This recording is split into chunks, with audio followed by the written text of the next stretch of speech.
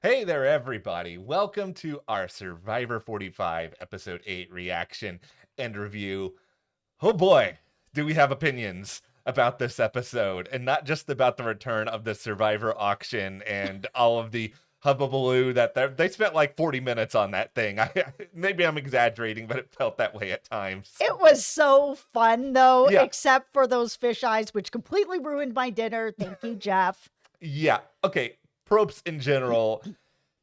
I know you want to be the main character. I get it. This is your show. You're show running. You're hosting. hmm You got to inject yourself into just about every single thing possible in this episode. In between you sticking the knife in the rice, Oh my goodness, evil Jeff came out. That was such a moment, that actually kind of startled me when it happened because it's like, Probst, you look very comfortable stabbing that bag of rice with the knife. right? Really, really fast. Okay, no, we'll obviously talk here first and foremost about the vote off at the end of this because I haven't checked social media too much, but my spidey senses here are tingling and they're telling me that there's going to be a lot of polarized opinions about what happened. Probably. Also, probably about Bruce. Bruce, Bruce, Bruce, Bruce, Bruce, Bruce. Bruce. Okay, listen. Welcome. I'm here. I'm here, everybody. I have arrived I am with Boom. Bruce.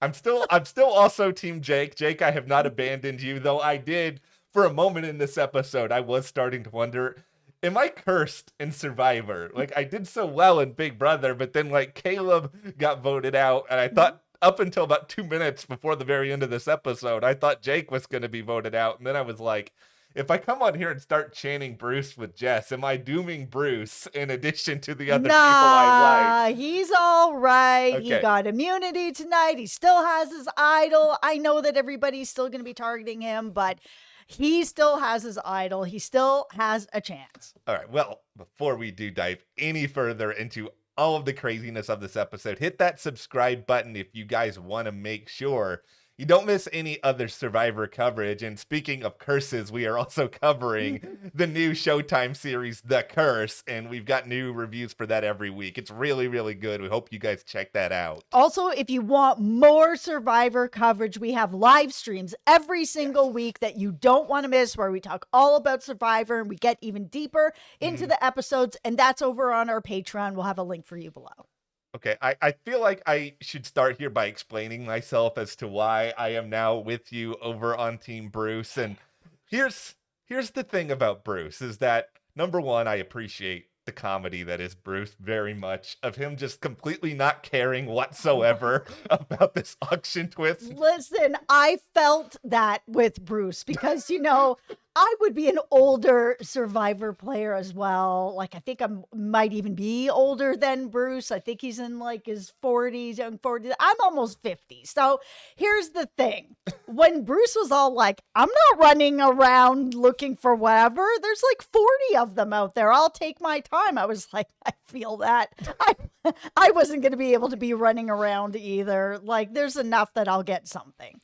As both somebody who's not in great physical condition and somebody who's legally blind, I'm not running around that jungle either. I'm not going to find them anyway. I might as well not waste my energy. But really, it's between that comedy and then also the fact that when we got to kind of close to the end of the immunity challenge, it just felt like nobody was rooting for Bruce. Like they were all like, you guys can do it. Go this person. Go. There wasn't a lot of like go Bruces in the crowd. And at a certain point, like I know that Bruce has not exactly played a perfect game, and I know No. that a lot of his issues are his own doing, but I still kind of felt bad for him because it's like, what's the worst thing about Bruce? That he name drops a little bit too much and that, he tells people what to do. It's not like he seems like he's out there like twirling a mustache and cackling evilly to himself. And sometimes you need somebody to be in charge at camp. Like when they all merged, everyone's like partying and hugging and messing around. And Bruce is like,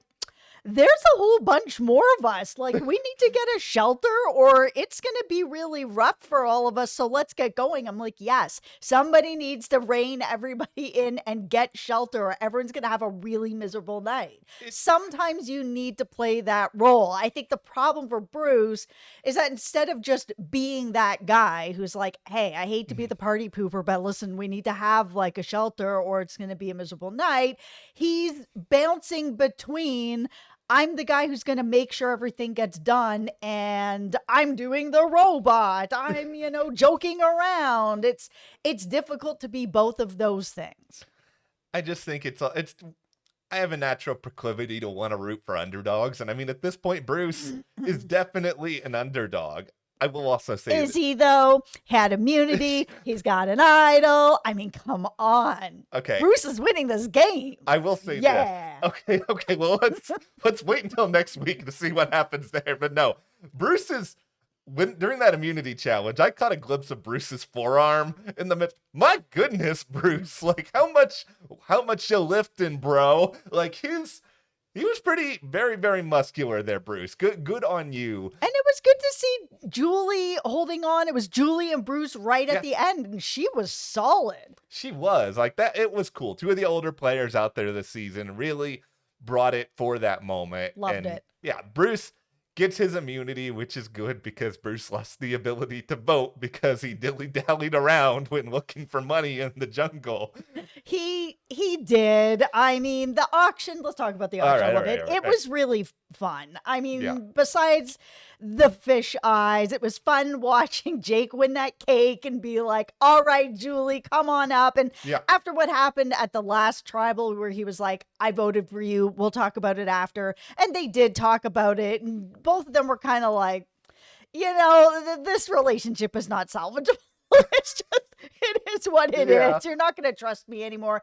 I thought it was still nice that Jake was like, Julie, come up here and have cake with me. It wasn't going to change the tide or anything like that, but it still was a nice gesture. Yeah. Also, Bruce got cake. This is a good Bruce episode. Bruce really did have his moment. And I agree with you that, I mean, I think Jake knew it wasn't going to change anything. Julie knew it wasn't going to change anything, but it was him basically being like, on a personal level, I still like you, what I did, I wasn't trying to ruin your dream or anything. So come up here. I love the Survivor auction. Like I still, for the life of me, I will never understand exactly why they got rid of it for as long as they did. I like that they didn't have any advantages. Like that may have been one of the reasons where if you have an advantage in there, everybody's just going to hold their money until that shows up. It does take a little bit of the fun out of it. So I like they got rid of that. Yeah. I did, mostly because of that Bruce moment we've already discussed, but I did love the you got to look through the jungle for your money part of it because it added something else. It did make people have to go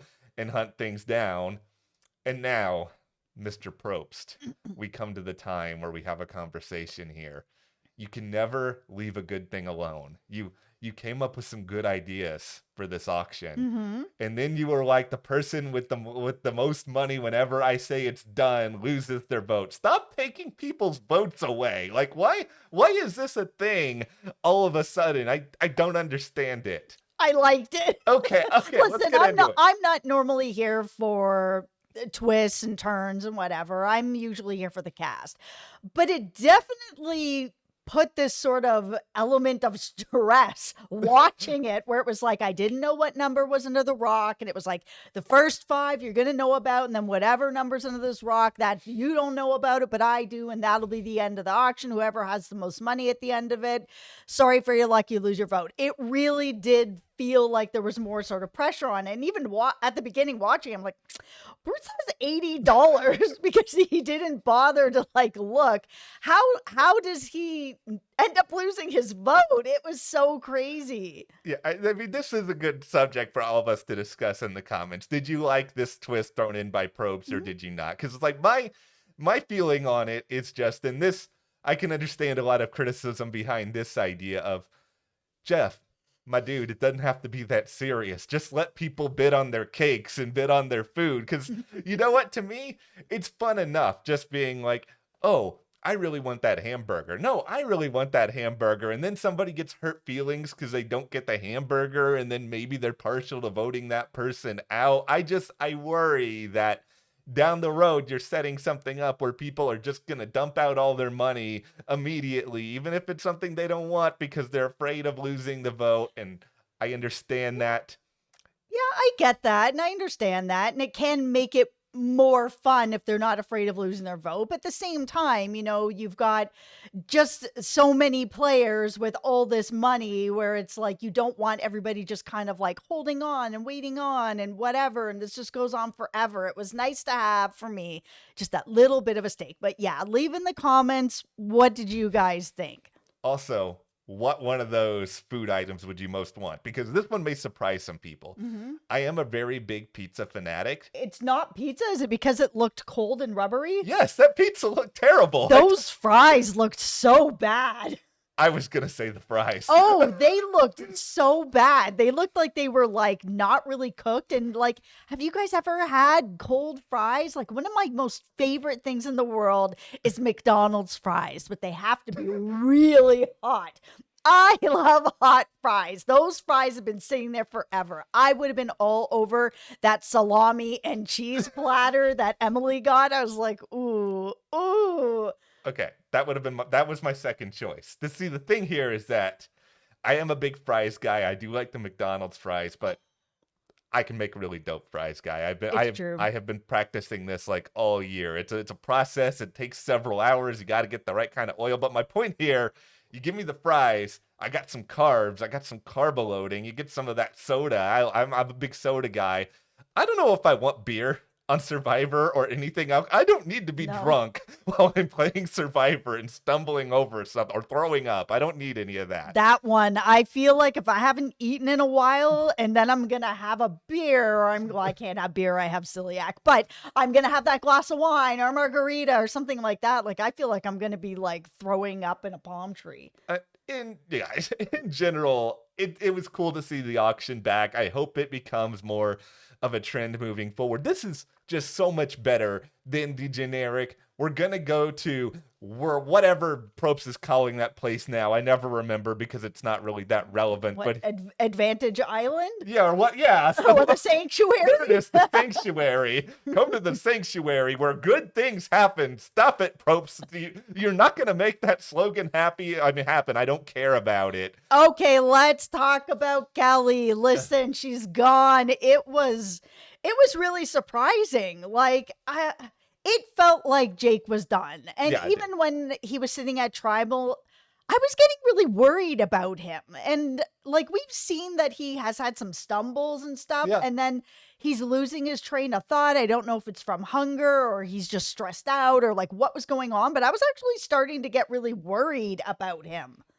As you know, as somebody who flip-flopped to Team Jake last week, I said this was one of my biggest concerns with him, is this is a guy who has had medical issues twice this season already. And, I do relate to this idea of like when I'm really stressed out, sometimes I do lose my train of thought too. And I stumble over my words. So I sympathize a lot with him when it comes to that. And it was a very dramatic tribal council for that sense. I mean, it seemed like he definitely thought he was going, and okay, put on a hard hat. Oh my goodness. Okay. No, I thought he was going too, because we had Drew bring up this Kelly plan and everybody was just like, nah. And I was like, oh, okay. I guess he wasn't able to get it together. And clearly they just didn't want to reveal it. But I'm really hoping in the next episode, they'll show us a little bit of how it came together, because it legit felt like it just kind of came out of nowhere. Yeah. And honestly, for Drew, there's a part of me that understands it, just because, okay, maybe Kelly is someone who is better strategically than Jake, or maybe she just blends in better than Jake, and he thinks, okay, Jake is always going to be a target. If we get rid of another guy in the game, the guys are already down in the numbers. Is that going to put a bigger target on me down the road. Like maybe he's thinking about some of this stuff. Yeah, and I'm sure he is. I mean, Emily, they were like, oh, we're going to have a girls' alliance. And like right away, she goes and just tells Drew, as happens many times with women's alliances on lots of reality shows. But Yeah. that's the move that she made. Yeah, that's the move that she made, and I understand that one. I do. You don't want Drew to find out about it from someone No. other than you. I get where Drew was coming from. However, Jake was already like spinning around through the jungle looking under everything possible for an idol. I don't know if I want to leave that guy in the game because eventually he's going to stumble upon something he really shouldn't. It was interesting hearing him at Tribal 2 be like, oh, and I'm going to pull out my idol. And everybody like caught that. That didn't actually feel like it was planned by him. That just felt like he was having a really hard time getting his thoughts together and how he was going to, say what he wanted to say. And I think he just tripped on words. If you actually did plan this, Jake, because by the way, I agree with you. I think he did just trip on words. But if you actually planned this, Jake, number one, I know you're watching 16 minutes in. Leave it in the comments so that we know. But no, Jake, 10 out of 10 Yeah. if you plan that. Great Academy Award performance there, Jake. And it's just, I agree with a lot of what Jake was saying at Tribal Council, though, he did make a move that ended up biting him in the butt this past week. He didn't have Katurah. Katurah didn't want to go to Rocks, understandably. We are where we are, but Kelly, okay, this is why the hard hat is on Kelly. Boy. I'm not sad that Kelly left. I'm as a matter of fact, I'm fine that Kelly left just because she felt like she was playing just passively, where she was fine to go along with the majority numbers. We have seen zero evidence whatsoever that this group of Dee and Julie and Drew and Austin are gonna like splinter off. Sure, there were discussions about the women's alliance, but Julie even said, like, she's been with those people since the start of the game. Why are you going to be willing to just stick around with this group where you know that you're at the bottom instead of trying to make some sort of a move?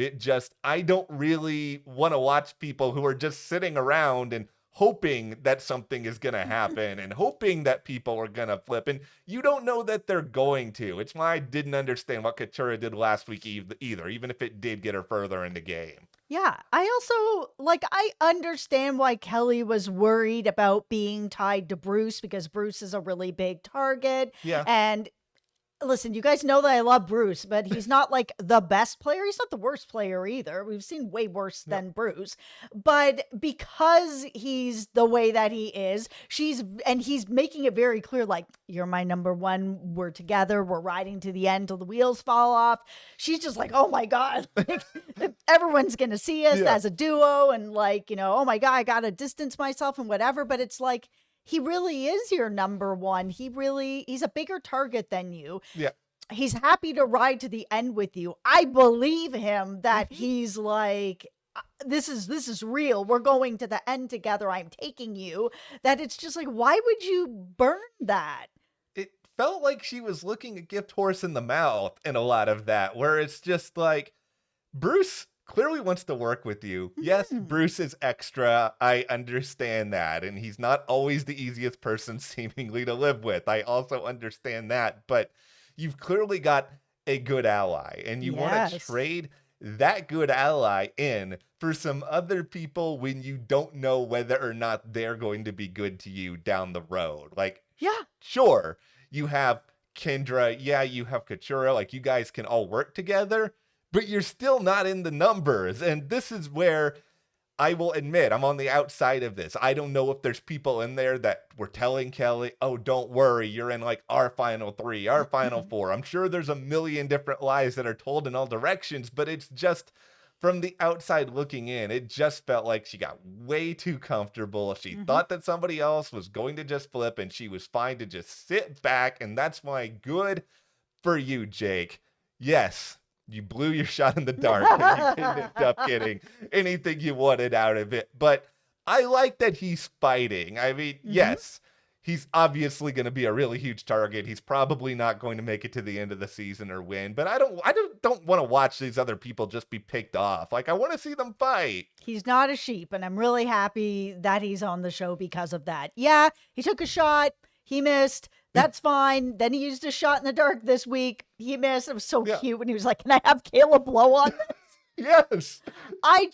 I like having Jake around because he's right. There is a lot of sort of everybody's kind of just going with the flow. Nothing's really splitting off. Like it's just kind of like easy votes. Nobody's getting their hands dirty. Like he's like, I'm here to play and I want to make some moves. I want to build my resume. I want to be in the game. Like even when he was talking to Julie and he was like, oh, listen, yeah, I did this. I took this shot. It didn't work, whatever. And then he's like, but look at us. We're playing Survivor. And she's like, yeah, when your name is written down, we'll come back and have this conversation. But I was just like, it's like that Paul Rudd moment. It really Look is. at us. Look at us playing Survivor. Julie did not want to be Paul Rudd. And for that, I say, how dare you not want to be Paul Rudd, one of the greatest people alive. But I really like Jake. He just seems like he's really fun. Yeah. Julie was not having it in that moment. Yeah, I get it. I understand. I do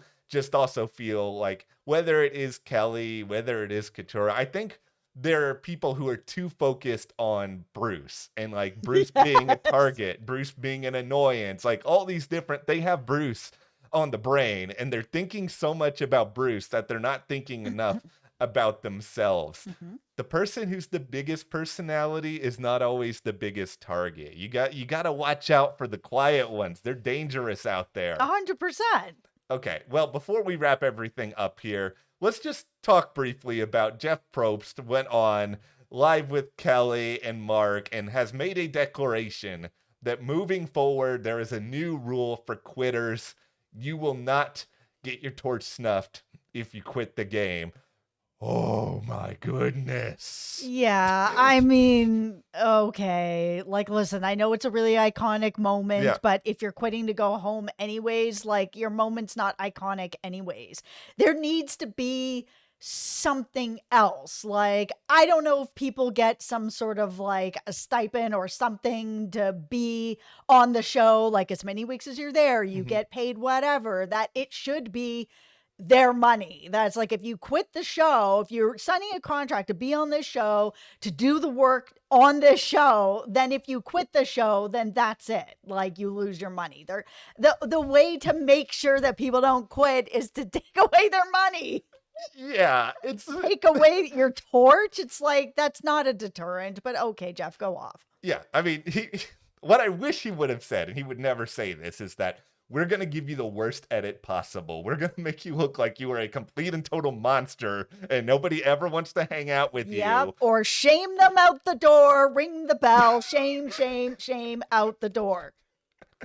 Can we? Okay, this is the only time I will ever suggest this, and I hope people, well, you're still watching, so you're going to have to hear it.